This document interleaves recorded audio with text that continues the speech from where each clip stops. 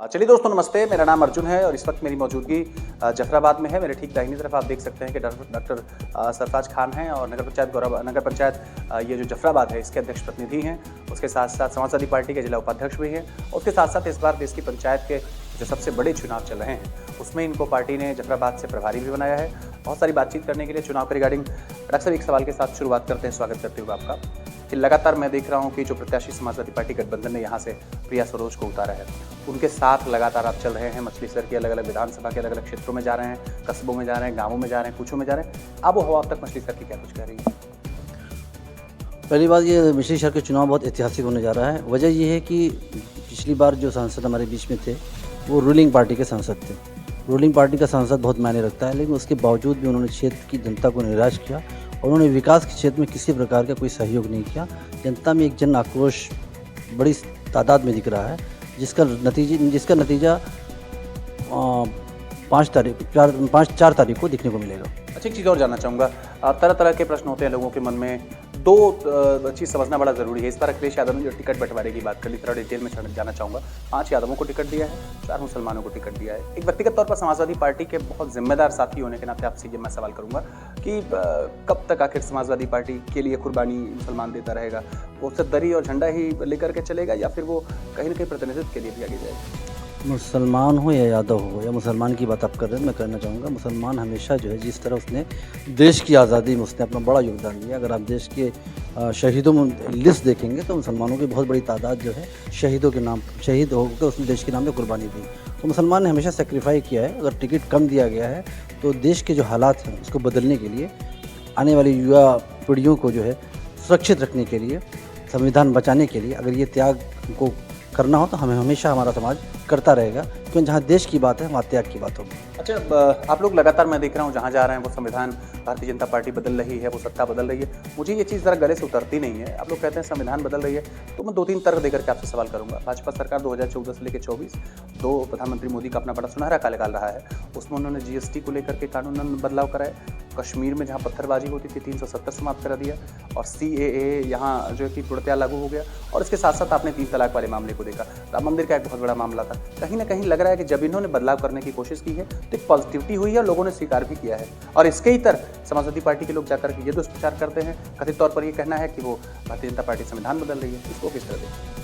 संविधान जो बदला जा रहा है वो बेसिकली उन लोगों के पक्ष में नहीं रहेगा जो 400 पार का नारा लगाया जा रहा है। 400 पार का जो नारा इस गर्व से लाया जा रहा है कि संविधान बदलने के बाद आरक्षण ख़त्म कर दिया जाएगा, गरीबों के या दलित समाज के जो अधिकार हैं उनका पूरा हनन कर लिया जाएगा। ऐसे में एक बड़ा तबका जो है संविधान बदलने का शिकार हो जाएगा। जैसा इन्होंने हमेशा ये कहा है, ये आरक्षण ख़त्म कर दिया जाए। आरक्षण कहते हैं मुसलमान का ख़त्म कर दिया जाएगा और दलित समाज का ख़त्म कर दिया जाएगा, और जो OBC को आरक्षण देगा उनका ख़त्म कर दिया जाएगा। तो बहुत सारे लोग जो आरक्षण से संबंधित हैं, एक बड़ा समाज है, तो कहीं ना कहीं इस संविधान बदलने का जो उनका मंसूबा है उसको फेल करके 400 पार को 400 हार की शक्ल में देना चाहेगा। अच्छा, अरविंद केजरीवाल ने डॉक्टर साहब अभी एक बयान दिया है, जब जेल से छूटे हैं 1 जून तक रिहाई पर भी, है बड़ा बयान उन्होंने दिया कि अगर मोदी इस बार फिर से प्रधानमंत्री बनते हैं तो कहीं ना कहीं वसुंधरा राजे की तरह, मुरली मनोहर जोशी की तरह, और हम ये भी कह सकते हैं कि और जो पुराने भारतीय जनता पार्टी के कई नेता हुआ करते थे, आडवाणी जी की तरह बिल्कुल शैया पर बैठे रहेंगे, इत्मीनान करेंगे वो। लेकिन अगर इस चीज़ को दूसरे वे में समझने की कोशिश की जाए कि मुख्यमंत्री योगी की राजनीति खत्म हो जाएगी अगर मोदी फिर से प्रधानमंत्री बने, तो इस सिनेरियो को किस तरह देखते? ये देखिए, पहली बात, भाजपा का इंटरनल इशू है, इसमें हमें बोलने का बहुत ज़्यादा राइट नहीं, लेकिन जनरली जो ओपिनियन लोगों का आ रहा है, क्योंकि भाजपा में एक चीज़ तो बहुत जग जाहिर हो गई, 1 मैन डिक्टेटरशिप।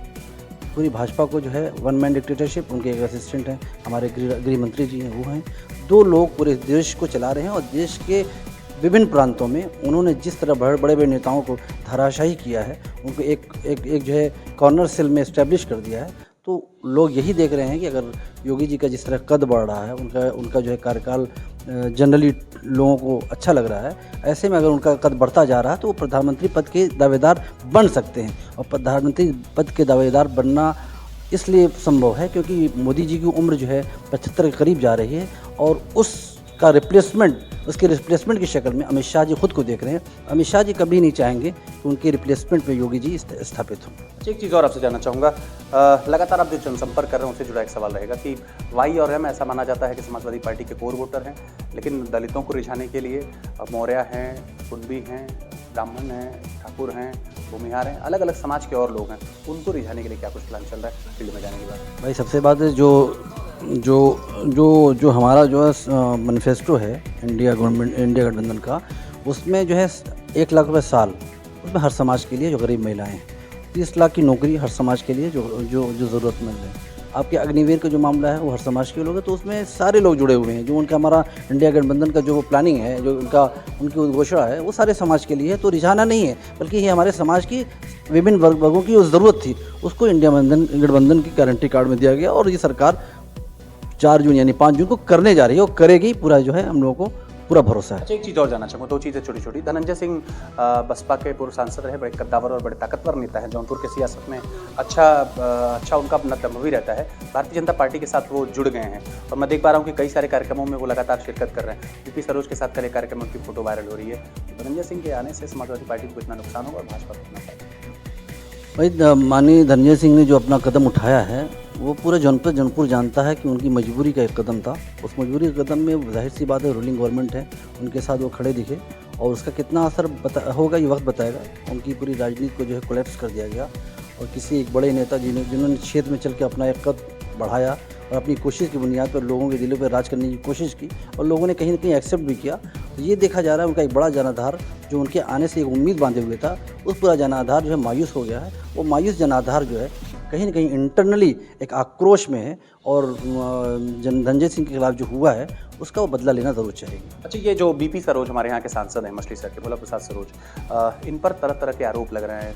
वो SC/ST बहुत बड़े पैमाने पर फॉरवर्ड लॉबी पे लगाने के लिए करके हो, ये लापता किस्म के इंसान हैं और लोगों के यहाँ आते जाते कम हैं। तो ऐसे सांसद नहीं आए तो ज़्यादा बेहतर है। प्रिया सरोज को एक मौका देना चाहिए। प्रिया सरोज एक प्रत्याशी, पढ़ी लिखी प्रत्याशी है। अब तक आप लगातार जनसंपर्क उनके साथ कर रहे हैं, तो समाज में उनकी स्वीकार्यता कैसी दिख रही है?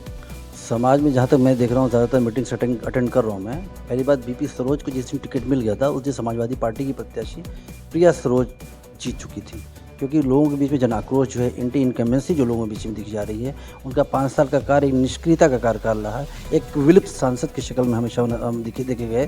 तो ऐसी सूरत में जो विकास नहीं हुआ है, लोगों के बीच में रहे नहीं हैं, और SC/ST का जो मुकदमे जो है फॉरवर्ड लॉबी के खिलाफ किया गया, कराया गया, वो आक्रोश फॉरवर्ड लॉबी में खासकर मैं देख रहा हूँ, मेरे संबंध सारे समाज के लोगों से हैं। एक बड़ा जन आक्रोश ये कह रहा है कि जहाँ तक अपने एक वीडियो में उन्होंने कहा कि मैं जो है बुलडोज़र बाबा हमारे योगी जी हैं, तो मैं SC/ST बाबा हूँ। एक बड़े समाज को नाराज़ करके, खासकर फॉरवर्ड समाज जो देश की राजनीति में एक बड़ी उसकी भूमिका होती है, आप उनके खिलाफ इस तरह की बात करेंगे तो वो कहीं ना कहीं जो है आशीर्वाद की शक्ल में आपको हरा के ही दिखाएंगे। अच्छा, एक चीज़ और जानना चाहूँगा, समाजवादी पार्टी का कोई बड़ा नेता अब तक आया नहीं, न तो अखिलेश यादव आए, न तो धर्मेंद्र यादव आए, शिवपाल भी आए तो वहीं आजमगढ़ होकर के चले गए हैं। तो अभी सिर्फ 4 से 5 दिन का समय बचा है, 25 तारीख को वोटिंग भी है। किसी बड़े नेता के आने की कोई संभावना, जो जैसे मोदी जी आए, समीकरण सारे ध्वस्त करके चले गए, और अमित शाह जी अभी कल आए, उसके बाद जो है कि योगी जी कल रहे, आज AK शर्मा जी का कार्यक्रम है, तो भारतीय जनता पार्टी पूरी ताकत झोंक चुकी है। लेकिन सपा की तरफ से या गठबंधन की तरफ से कोई बड़ा नेता जौनपुर में आकर के अभी कोई सभा नहीं कर रहा है, क्या दिक्कत है? ये दिक्कत नहीं है, जहाँ तक ये चुनाव जो है जनता लड़ रही है, जनता बनाम जो है रूलिंग गवर्नमेंट है। तो जनता अपने स्तर पे हर जगह पे, हर वार्ड में, हर लोकेशन पे चुनाव लड़ रही है, और जिसको अपनी हार दिखती है ना, वो पूरा अपना जो है अपने रिजिम के जितने भी लोग हैं उनको स्थापित करके लोगों के बीच में भेजती है कि उस जो है हार को जीत में बदला जाए। और 23 तारीख को हमारे राष्ट्रीय अध्यक्ष का प्रोग्राम जो मड़गांव में लगा हुआ है, वो कुशवाहा जी के प्रोग्राम में और हमारे प्रिया सरोज जी के प्रोग्राम में शरीक होंगे, और उम्मीद ये करते हैं कि उनके आने से माहौल में बड़ा परिवर्तन आएगा, और वो लोग, जनता, किसी भी समुदाय के लोग हों, वो खुद चुनाव लड़ रहे हैं, उसमें किसी भी बड़े नेता का इंतजार नहीं कर रहे हैं। अच्छा, 400 पार को लेकर के बिल्कुल अंतिम सवाल है ये, 400 पार को लेकर के मोदी जी ने बहुत मजबूती के साथ कदम उठाया। कहते हैं मंचों से कि मोदी की गारंटी, उस पर भरोसा करिए।